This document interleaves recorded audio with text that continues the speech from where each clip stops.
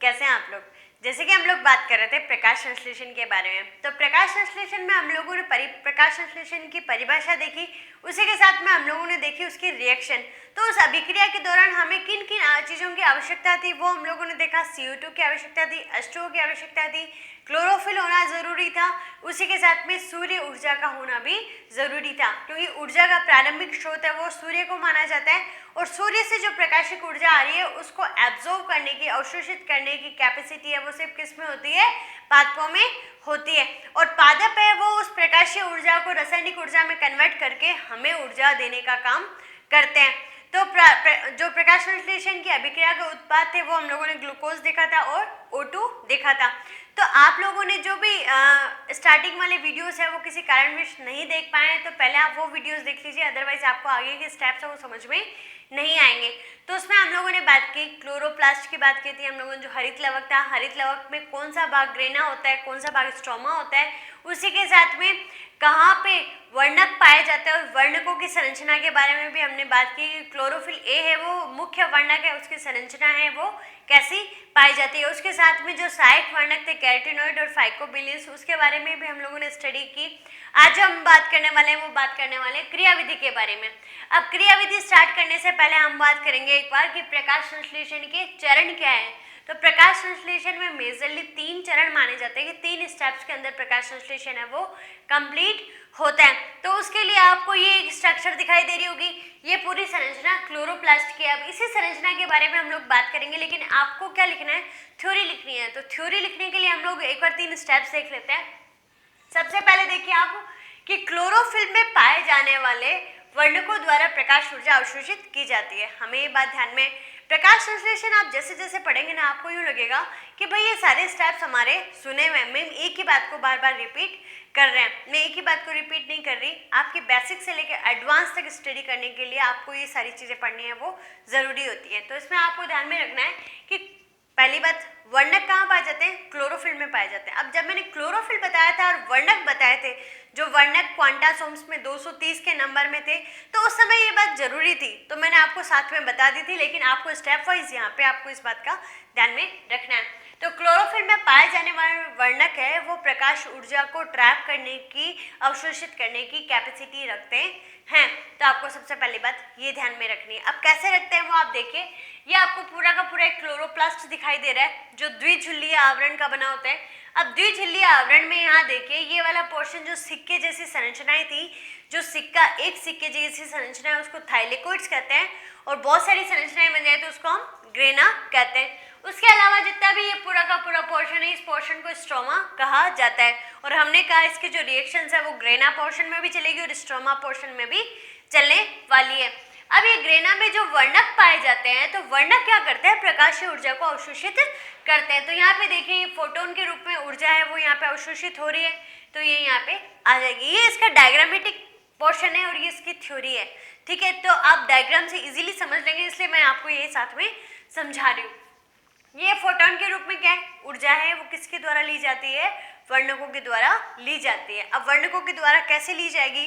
वर्णक और प्रकाश है वो मिलकर किस तरह से कोई सिस्टम बनाएंगे। तो यहाँ पे मैंने 2 हेडिंग्स लिखी है, प्रकाश संश्लेषी इकाइयाँ और प्रकाश तंत्र। इसके बारे में हम इसी वीडियो में चर्चा करने वाले हैं, लेकिन हमें स्टेप्स पहले ध्यान में होने चाहिए। तो यहाँ पे आप देखिए कि ग्रेना में पाए जाने वाले वर्णक है उन्होंने प्रकाशीय ऊर्जा को भी एब्जॉर्ब किया, उसके साथ में H2O की एब्जॉर्ब किया। H2O लेने के बाद में इन्होंने क्या किया कि प्रकाश के द्वारा उसका अपघटन कर दिया, तोड़ दिया उसको, ठीक है। अब यहाँ पे तोड़ने के बाद में क्या होगा कि O2 है वो रिलीज हो जाएगी, ऑक्सीकरण हो रहा है, O2 क्या हो जाएगी? रिलीज हो जाएगी। उसी के साथ में यहाँ पे ATP और NADPH बनेंगे। ATP बनने के लिए, एडिनोसिन ट्राइफॉस्फेट बनने के लिए हमें आवश्यकता किसकी होती है? ADP की। NADPH बनाने के लिए NADP की। तो एक H प्लस यहाँ से रिमूव हो गया, NADP बन गया, और यहाँ पे एक ATP ऊर्जा का निर्माण हो गया। हम बात करते हैं कि प्रकाश संश्लेषण में सिर्फ जो प्रकाशिक अभिक्रिया होती है उसमें ऊर्जा का ही निर्माण होता है, जिसके द्वारा फिर आगे CO2 के साथ में यूज करके डार्क रिएक्शन चलने वाली है। तो जो लाइट रिएक्शन और डार्क रिएक्शन उसके बारे में हम लोग चर्चा करेंगे।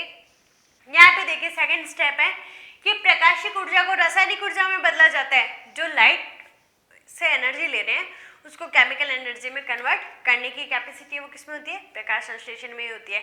उसके बाद में हम लोग बात करते हैं कि यहाँ पे फोटोलाइसिस होता है। फोटोलाइसिस का मतलब कि प्रकाश के द्वारा H2O को तोड़ा जाता है। लाइसिस का मतलब तोड़ा जाना।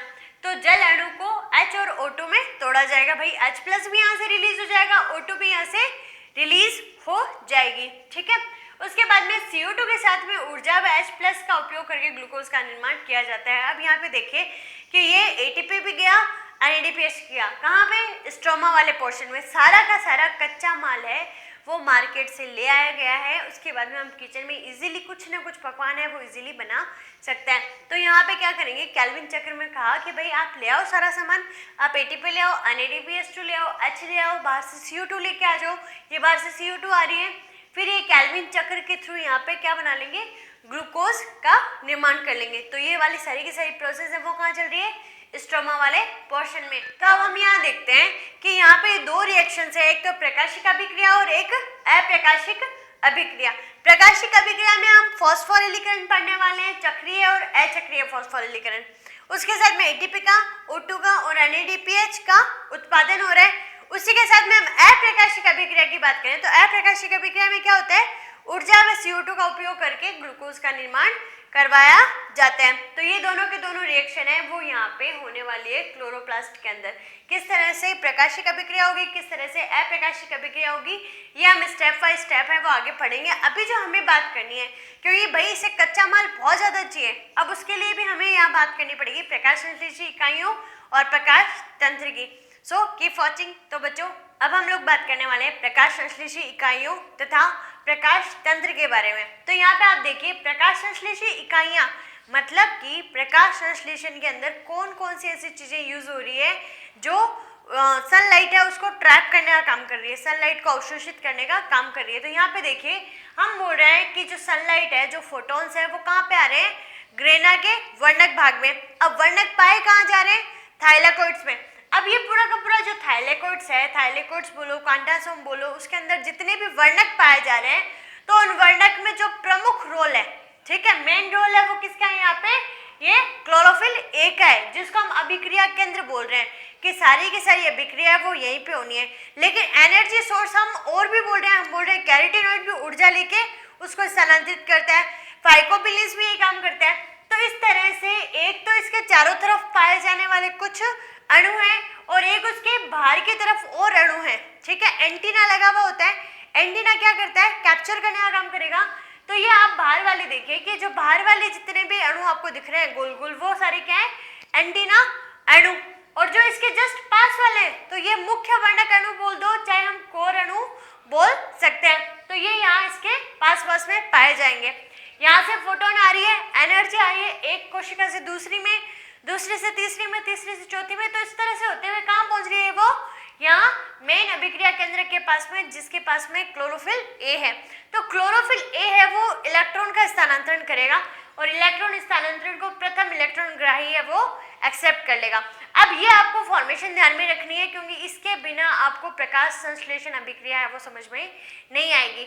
जहाँ हम प्रकाशिक अभिक्रिया पढ़ने वाले हैं उसमें हम यही मेजर रोल है वो पढ़ने वाले हैं, ठीक है। तो आपको इतनी बात ध्यान में रखनी है कि क्लोरोफिल A से ही क्या होगा, इलेक्ट्रॉन है वो रिमूव होगा, ठीक है। तो आपको ये समझ में आ गया होगा। अब यहाँ पे जो कोर अणु है और जो एंटीना अणु है, इन दोनों को साथ में क्या कहा जाता है, लाइट हार्वेस्टिंग कॉम्प्लेक्स। ये मैंने इंग्लिश में इसलिए लिखा है क्योंकि इसके फुल फॉर्म भी पूछ लेते हैं, LHC की फुल फॉर्म क्या है, ठीक है। तो ये जो क्या है, लाइट को एब्जॉर्ब करके और फिर क्लोरोफिल A को देने का काम कर रहे हैं, तो इसको हम लाइट हार्वेस्टिंग कॉम्प्लेक्स बोल सकते हैं। ये एक कोशिकाओं का एक छोटा सा समूह बोल सकते हैं जो एक साथ मिलकर काम कर रहा है। ये क्या कर रहा है, प्रकाशिक ऊर्जा को ले रहा है और उसको रासायनिक ऊर्जा में कन्वर्ट करने का काम कर रहा है। अब हम देखेंगे कि जो क्लोरोफिल A है वो उच्च तरंगदैर्ध्य वाली ऊर्जा को ही क्या करेगा, वो एक्सेप्ट करेगा, निम्न वालों को नहीं करेगा। तो ये निम्न वालों को एक्सेप्ट करके उसको देने का काम करेगी। तो इसके साथ में ये काम मिलके काम कर रही है। यह विभिन्न प्रकार के तरंगदैर्ध्य वाले प्रकाश को अवशोषित करने का काम करती है। तो ये बात आपको समझ में आ गई होगी।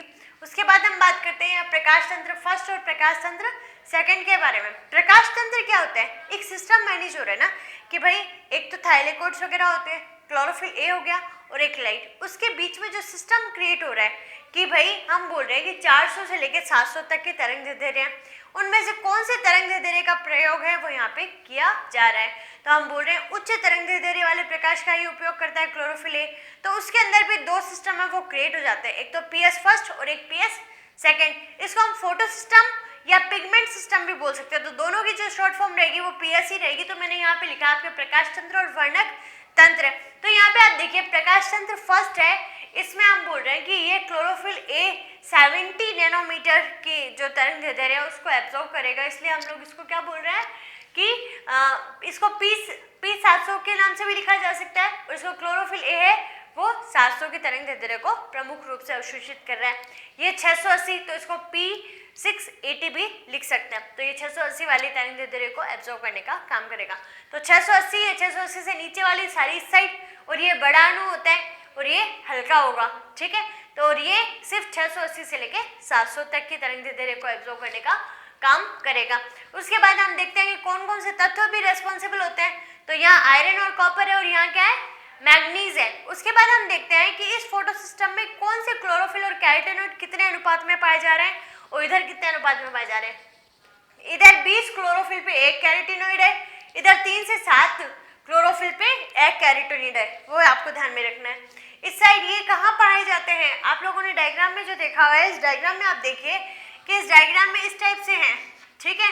तो जो प्रोसेस है, जो ये चीज है हमें दिखाई दे रही है, मतलब ये कौन से भाग होगी, असंपीड़ित।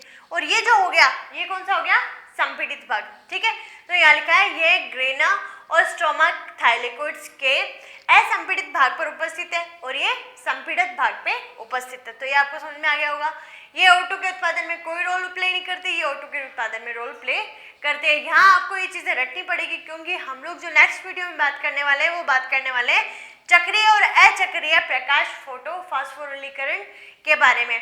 तो यहाँ पे ये जो है P700, तो ये इन दोनों में भाग लेने वाला है, और P680 है वो खाली इस एक में ही भाग लेगा। वो एक क्या है, अचक्रीय प्रकाश फास्फोरिलीकरण, तो उसमें भाग लेने वाला है। अब हम लोग जो बात करने वाले हैं वो बात करने वाले हैं प्रकाशिक अभिक्रिया बारे में। तो प्रकाशिक अभिक्रिया दो प्रकार से होगी, एक तो चक्रीय और एक अचक्रीय। तो मैंने आपको यहीं पे ये चीज समझा दी एक बार तो कि इसमें कौन से फोटो सिस्टम काम आने वाले हैं, क्योंकि फोटो सिस्टम के डिफरेंस का क्वेश्चन है वो आपसे पूछ लेते हैं कि भाई अंतर बताओ उन दोनों में। तो आपको ये चीज लिखनी है। उसके बाद में हम लोग बात करने वाले हैं प्रकाशिक अभिक्रिया के बारे में। तो खुश रहिए, मुस्कुराते रहिए और घर पे सुरक्षित रहिए। Thank you.